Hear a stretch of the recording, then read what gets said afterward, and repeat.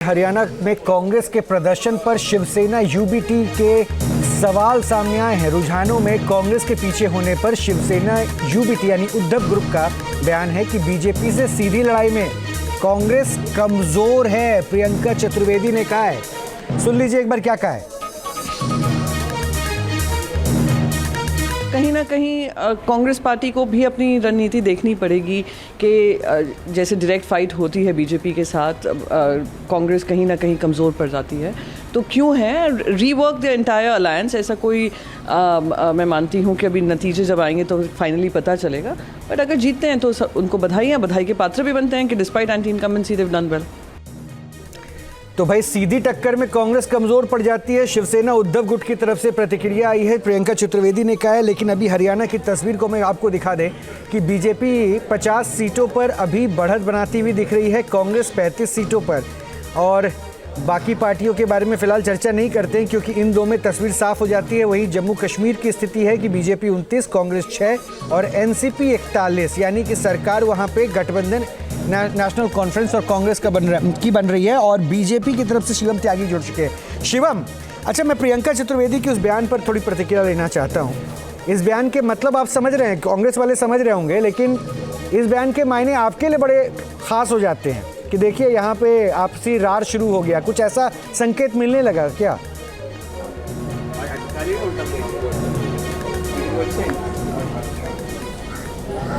नहीं, मुझे लगता है कि इंसान को मित्र तो बनाने चाहिए, लेकिन शिवम से लगता है प्रियंका गांधी जी जो है देश छोड़कर चली गई है। शिवम फिर से बोलिए। आपको आवाज आ रही है? हाँ शिवम प्लीज बोलिए। आपको आवाज आ रही है मेरी? Thank you. मैं ये बोल रहा हूँ कि मैंने कहा इंसान को मित्र बनाने चाहिए, पॉलिटिकल पार्टीज को मित्र बनाने चाहिए, लेकिन इतने भी टेम्परेरी ना हो कि स्थितियाँ ऐसी हो जाएं। मतलब कम से कम शाम तक का तो इंतज़ार किया होता, लेकिन ये सिर्फ टवल होना ही था, हर कोई इंतज़ार कर ही रहा है। अगर हम बात करें खास तौर पे कि अरविंद केजरीवाल के साथ में क्या स्थिति रही है, कांग्रेस वालों की लगातार मतलब सटो मत वाली स्थिति में वो रहे। हरियाणा में पहले कहा कि भाई गठबंधन होने वाला है, फिर नहीं होने वाला है। समाजवादी पार्टी के साथ भी एक अपडेट आपको दे दूं, एक अपडेट आपको दे दूं, उस पर अपनी जवाब को पूरा कर लीजिएगा। एक अपडेट खाली दे दूं आपको कि घाटी में आपने कितना काम किया नहीं किया, लेकिन आपके दावे थे, आपकी पार्टी के दावे थे। और अरविंद केजरीवाल ने डोडा में एक सीट ले लिया और आपकी स्थिति बहुत अच्छी डोडा मतलब घाटी में नहीं दिखी। मैं यही अपडेट आपको दे रहा था। वापस आप बता दीजिए अपने बारे में जो कह रहे थे। नहीं, अच्छा है, मैं मानता हूं कि कोई भी पार्टी अगर इस देश में चुनाव लड़ती है तो कहीं ना कहीं संभावनाएं बनती है। एक सीट अगर उनको मिली है उसकी बहुत बहुत शुभकामनाएं उनको। लेकिन हरियाणा में वो कहते थे कि हमारे बिना सरकार नहीं बनेगी। सिर्फ टवल अभी से शुरू हो गया, अभी तो रिजल्ट्स पूरी तरीके से आए भी नहीं। ठीक है, अगर स्थितियां ऐसी हैं, बड़ी खबर आ रही है, हरियाणा में सरकार बनाने को लेकर हलचल तेज हो गई है। गृह मंत्री अमित शाह से मुख्यमंत्री नायब सिंह सैनी ने बात की है। नायब सिंह सैनी ने जेपी नड्डा से भी फोन पर बात की है। तो बैठकों का दौर जो है एनके सर और मनोज सर, एनके सर पहले आपका रिएक्शन क्या, वो शुरू यहां पर हो गया है। लेकिन किस तरह से देखें, इधर यहां अलग बैठक हो रही है, लेकिन उधर धर्मेंद्र प्रधान और मनोहर लाल खट्टर के बीच बैठक हो रही है। ये क्या दिखा रहे हैं? ये देखिए उसी का रिएक्शन है जो धर्मेंद्र प्रधान मिले हैं खट्टर से। तो ब्रॉड एक अंडरस्टैंडिंग शायद बीजेपी की ये बनी है कि नॉन जाट ने हमें वोट दिया है और इसलिए खट्टर को हम दोबारा ला सकते हैं।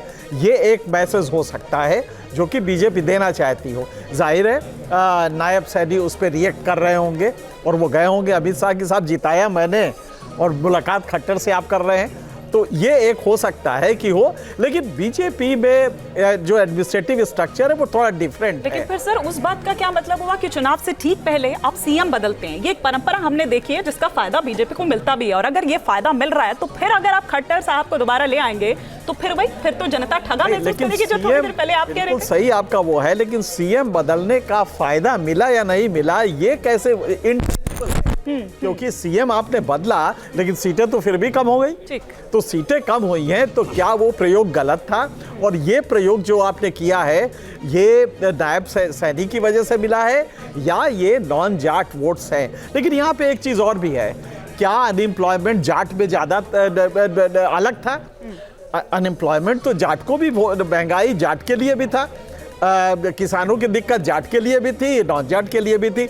इसलिए ये जो माइक्रो एनालिसिस हम करते हैं ना, सेलेक्टिव अप्रोप्रिएशन ऑफ फैक्ट के साथ, कि कुछ अपने लॉजिक के लिए फैक्ट्स ले लिए, इससे ये होगा नहीं। हाँ, एक बात जरूर है कि जो सुबह का आपने देखा, जो कांग्रेस कह रहे कि धीरे कर दिया है, कोई कारण नहीं है कि धीरे करके, क्योंकि एंड रिजल्ट का धीरे और तेज से मतलब बिल्कुल ठीक बात। नहीं। एक रिजल्ट 10 बजे आ सकता है, एक रिजल्ट 2 बजे, बिल्कुल ठीक बात है। लेकिन उससे रिजल्ट बदलेगा नहीं, बिल्कुल। तो इसलिए कांग्रेस का ये बहुत बचकाना था कि उसने वो रिएक्शन किया। हाँ, इस रिजल्ट के बाद कांग्रेस की बार्गेनिंग पोजीशन काफी कम हो जाएगी।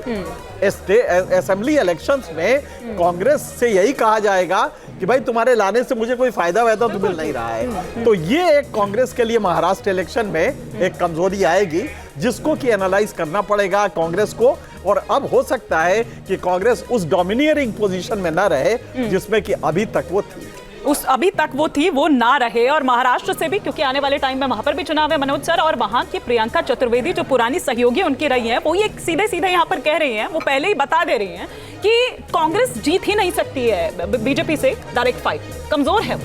हाँ, आप देखिएगा कि लोकसभा में लोकसभा इलेक्शंस में महाराष्ट्र में कांग्रेस नंबर 1 पार्टी थी, और शिवसेना के जो टोटल नंबर ऑफ सीट्स हैं उनसे कम थे। तो लेकिन विधानसभा में शिवसेना का, उद्धव ठाकरे का लेकिन क्लेम ज़्यादा सीटों का है, क्योंकि उनका कहना ये है कि रीजनल की असेंबली में और रीजनल में शिवसेना की पकड़ ज़्यादा है, और ख़ास तौर से मुंबई, ठाणे, ये जो सारा का सारा जो एरिया है, इस बेल्ट में उनका होल्ड काफ़ी अच्छा है। तो वहाँ एक टेंशन अभी कांग्रेस के बीच में और शिवसेना के बीच में है, और आज के इस रिज़ल्ट के बाद मुझे लगता है कि शिवसेना की पोजीशन वहाँ काफ़ी ज़्यादा स्ट्रांग होगी। और ये कहना इनका बिल्कुल ठीक है कि जहाँ बीजेपी और कांग्रेस की आमने सामने की फ़ाइट होती है, मतलब कि जहाँ ना तो कोई अलायंस हो और ना ही कोई मल्टी कॉर्नर कॉन्टेस्ट हो, उस वाले केस में बीजेपी की हालत हमेशा अच्छी रहती है। ये हमने लोकसभा में भी देखा है, 2024 में भी, 2019 में भी, और 2014 का अगर आप लोकसभा का एनालिसिस करेंगे उसमें भी वही हालत है। और अगर हम स्टेट इलेक्शन की बात करें, मध्य प्रदेश की हम बात करें, राजस्थान की बात करें, जहाँ की 1-to-1 फाइट थी, वहाँ भी अगर आप देखें तो बीजेपी की परफॉर्मेंस बहुत अच्छा थी। जैसे कि हिमानी ने आज सुबह कहा, मतलब 9 बजे से पहले, कि जैसा मध्य प्रदेश में हुआ रिज़ल्ट, हर कोई कह रहा था कि मध्य प्रदेश में कांग्रेस आएगी, लेकिन जिस समय रिज़ल्ट आए, रिज़ल्ट ठीक उसके उल्टे आए। तो हरियाणा में भी कुछ वैसे ही हुआ है, और आप देखिएगा कि वहाँ भी 1-to-1 फाइट थी, और ये भी यहाँ 1-to-1 फाइट है। अच्छा, एक अपडेट और दे दे, ये बड़ी जानकारी मिल रही है कि नायब सैनी थोड़ी देर में प्रेस कॉन्फ्रेंस करने वाले हैं। अब इसको जीत के साथ जोड़ के देखेंगे या फिर वो पावर एक बार अपना शो करना चाहेंगे, उसके मायने हम बाद में निकालेंगे, लेकिन इस बम्पर जीत के बाद जनता का धन्यवाद करेंगे। न्यूज नेशन अब व्हाट्सएप पर खबरों की ताजा अपडेट के लिए न्यूज नेशन के इस QR कोड को स्कैन करें।